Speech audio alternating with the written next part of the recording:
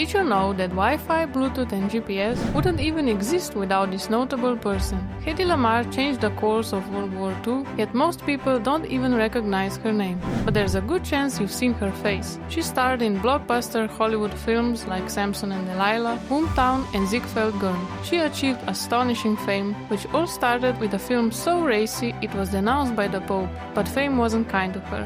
Failed plastic surgeries, petty crime and even murder scandals brought it all crashing down. Despite everything, her greatest invention and the thing she's best remembered for today began with something as simple as a piano.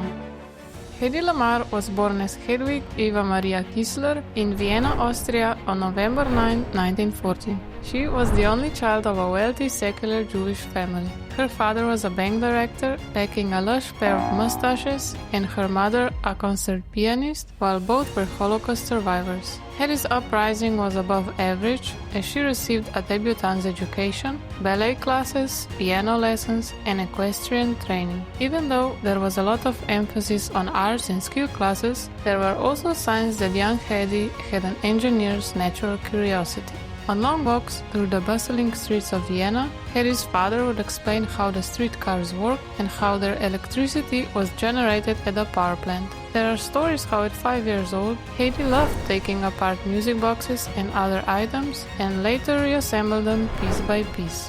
Hedy also showed an early interest in acting and theater. She was fascinated by film and performance from a young age, often attending the theater with her mother. Her entry into acting was driven by a combination of her passion for the arts and a desire to escape the conventional life expected of her. One man who recognized her potential and helped her land her first roles in the theater was the Austrian director Max Reinhardt, who took Hedy to Berlin. There, she starred in a few forgettable films, but when she turned 18, she landed a role in a racy film called Ecstasy by the Czech director Gustav Maschati.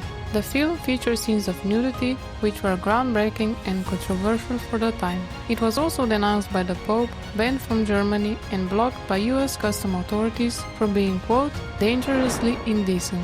Whatever critics had to say about her acting or the public about her notoriety, for better or worse, her beauty was universally praised. "My face has been my misfortune" was written in her 1966 biography, Ecstasy and Me. It has attracted all the wrong people into my boudoir and brought me tragedy and heartache for 5 decades. My face is a mask I cannot remove. I must always live with it. I curse it. The unwanted spotlight would soon turn, as at the end of 1937, the notion of another world war was already brewing. Hedy decided to go to London, where Louis B. Mayer of MGM Studios was actively buying up the contracts of Jewish actors who could no longer work safely in Europe. Hedy met with Mayer, but refused his lowball contract offer of $125 a week. In a savvy move, Hedy booked passage to the United States on the luxury liner SS Normandy, the same ship on which Mayer was traveling home. She made a point of being seen on deck, looking beautiful and playing tennis with some of the handsome guys on board, says Rhodes, a Pulitzer Prize-winning historian who wrote a biography about Hedy. By the time they got to New York, Hedy had got a much better deal with Mayer. It was $500 a week, with the provision that she'd learn how to speak English in 6 months. Mayer had another demand. She had to change her name. Hedwig Kissler was too German-sounding. Mayer's wife was a fan of 1920s actress Barbara Lamarr, so Mayer decided that his new MGM actor would now be known as Hedy Lamarr. The ship landed on the East Coast, and it didn't take long for Hedy to emerge as a bright new star in Hollywood. Her breakout role was alongside Charles Boyer's movie Algiers.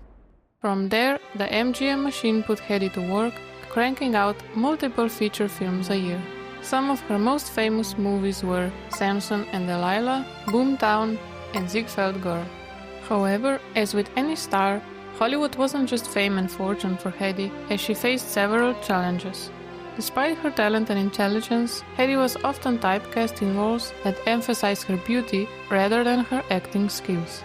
She played a series of glamorous and exotic roles, which limited her opportunities to showcase her full range as an actress.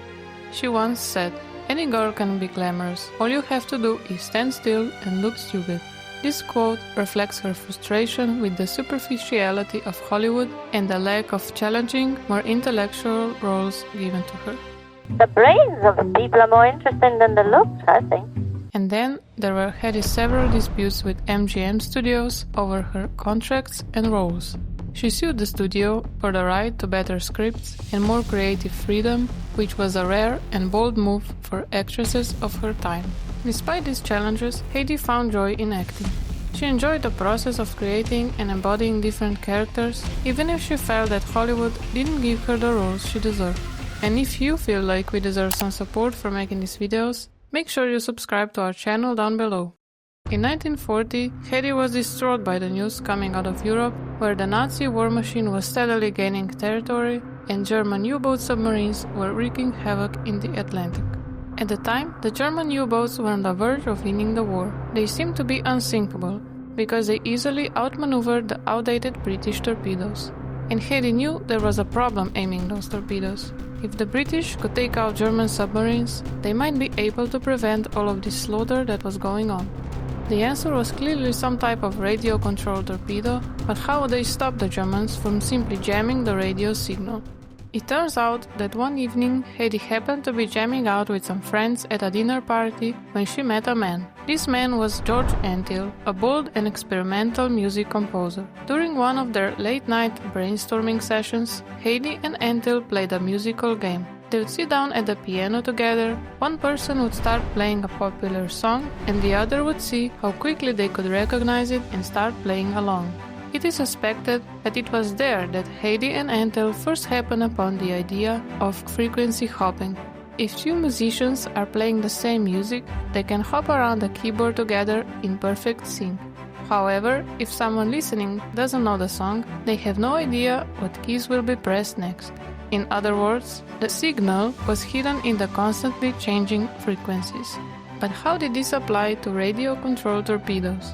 Well, the Germans could easily jam a single radio frequency, but not a constantly changing symphony of frequencies.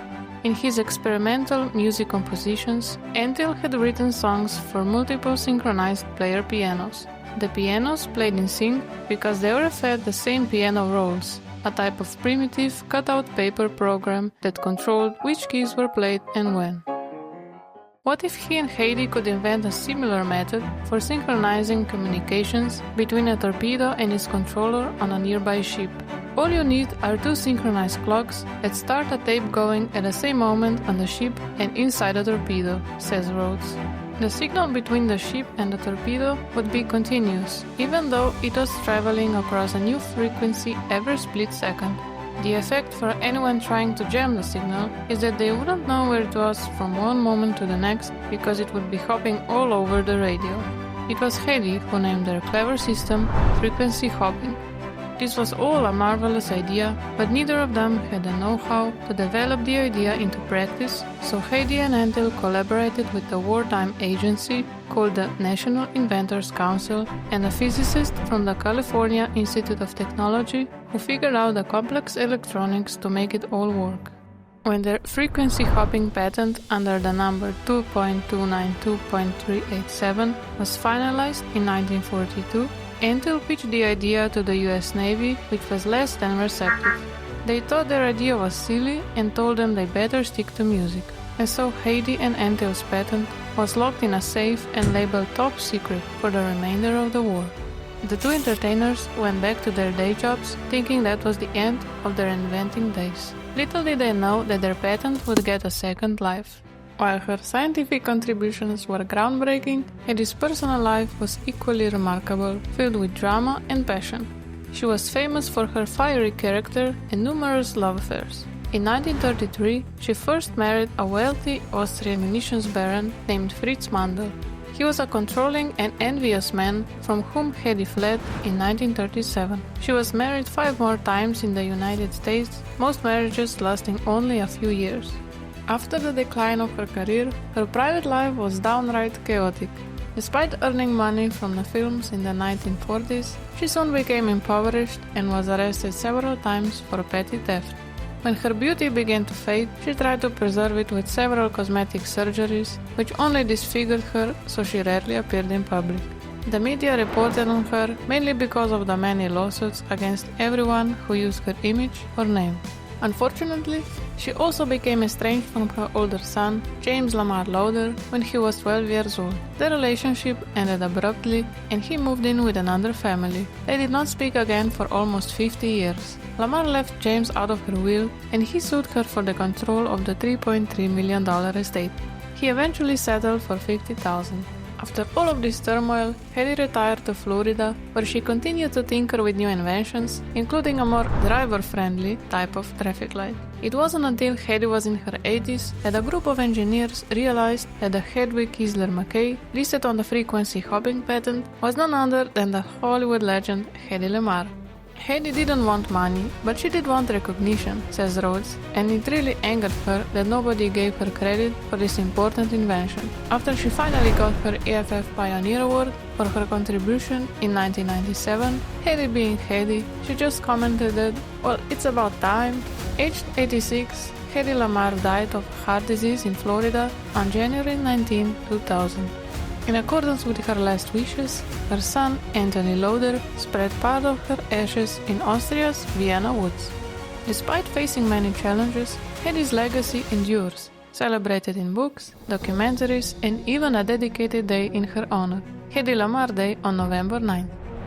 We would really appreciate it if you subscribe to the channel, as we're trying to make our way to our first 100 subscribers, and consider watching another one of our videos.